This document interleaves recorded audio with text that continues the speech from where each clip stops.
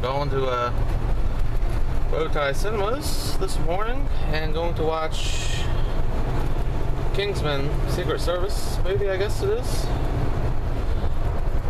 It's a nice little theater. They play movies earlier and throughout the day, but this one's starting at 10:10 in the morning, so I have time to go do that before work,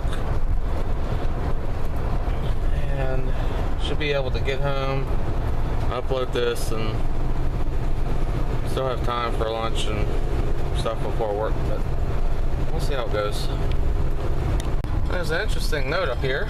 There's a statue in the intersection, and we actually have a Monument Avenue here in town that has a bunch of Civil War people with statues and monuments, and also one of Arthur Ashe. But this one in particular is A.P. Hill. And an interesting note about this monument of A.P. Hill is that he is actually the only one in town that is buried underneath his monument. So there is an actual coffin, tomb, whatever, underneath A.P. Hill monument that we just passed. And over here is our baseball stadium. Used to have a farm team for the Atlanta Braves called the Richmond Braves. Now it's the Flying Squirrels. The Braves were AAA. This one's AA, and it's a farm team for San Francisco Giants, I believe. And right past the baseball stadium, we're coming up on the building here on your left, which is the movie theater, Bowtie Cinemas. They actually have a smaller theater too here, Criterion. They show more or different types of movies. I guess last one that I remember being here, like Birdman and movies like that. An interesting note about the actual movie theater is that it was like 1800s, late 1800s, early 1900s, I guess, was a place where they made trains, like steam trains, or I'm not sure, I can't remember, but we can even see some train tracks there maybe, and they have some things they found inside, you know, spikes and different tools and all that, but it's a pretty interesting place. Yeah, got home 10-15 minutes ago from seeing the Kingsman Secret Service movie. And I'd done a review outside in my van, but I realized after I did it, I left out a few things, so I'm gonna redo it and eat my lunch at the same time.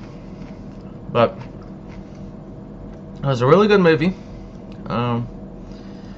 What's his name? Let's see. Samuel L. Jackson was in it. Colin Firth. Who else? Michael Caine, I guess, was the other big guy. And yeah, it was really well done. It started off with a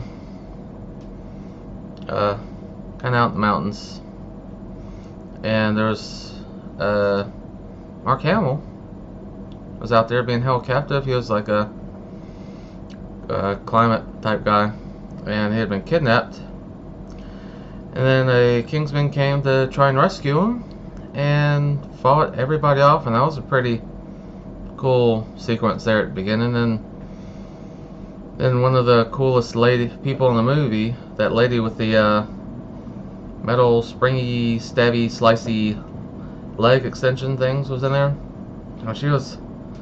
Her action sequences were a highlight of the movie. She was pretty cool to watch, bouncing around and flipping and cutting people's arms off and all sorts of stuff. That set the scene for the rest of the movie with the Kingsman that died there. His son later became a recruit for the Kingsman and got trained and all that, and I'm not going to tell you exactly what happened with it, but you know, they had different tests. Room filled up with water, had to figure out how to break out. All jumped out of a airplane, and supposedly one person didn't have a parachute, and I mean, it was crazy stuff like that. And they all had to raise different dogs. different breed of dog. It's kind of funny, the main guy got a pug and thought it was a bulldog. I mean, if you see it, it's humorous. What else happened? Samuel L. Jackson was the evildoer for the film. He was making he was kind of disguising it under like climate change, how to deal with that, and making these little SIM chips like in your cell phones, implanting them in people, like kind of behind their ear, like right around here. Turns out actually, when they activated the chips, it made people violent and turn off their inhibitions. The reasoning behind getting people to do this willingly is it offered free, like, phone calls with your cell phone, free internet, and so everybody, and he offered it for free, so a lot of people were jumping to get it, and apparently affected even people that didn't have the chip. Like if it was one of the sequences was in the church that they tested it, like a church that, you know, was kind of hateful. And one of the Kingsmen went in there to investigate, and it affected him too. And there was a huge battle, which was pretty cool to watch, because even he lost control, and the whole church just blew up into a big fist fight. People shooting each other, stabbing each other, swinging axes around, and it was set to Freebird by Leonard Skinner, but it was actually worked pretty well, and that set the stage, them trying to figure out the Kingsmen, how to figure out how to stop Sam Jackson's character, and the Springy Step Lady from triggering this worldwide, and like keeping people that they desired, they wanted to, they deemed desirable to live, and they could have the rest of the population go out and just beat each other to death. And yeah, it's just not good. End of the day, it's not good. But yeah, the action sequences were good. The tech, you know, the spy tech was pretty cool. The umbrellas and all the little tricks that they had, and there was a bit of humor sprinkled in there, especially with the main guy, and kind of when he was trying to rescue the princess. There was a little funny talk between them two, but I definitely recommend go seeing it. Some of the effects were cool, visuals, especially towards the end, the visuals with the chips and all that, with what happened, was pretty cool.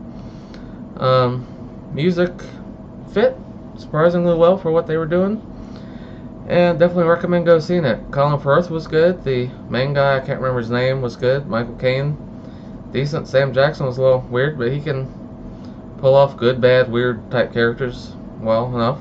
But definitely go check out that lady with the weird feet. She was crazy. It was overall enjoyable. Go watch it. Yeah, check out the previews. There's a few good ones. Insidious Chapter 3, Fantastic Four. Look, I mean, that's the same one that we've seen before, I think. Hitman 47, Agent 47 has some potential. What was the other one? Ant-Man. I think that's the same one that's been out for a little bit. But yeah, definitely go check it out. I will see y'all next time.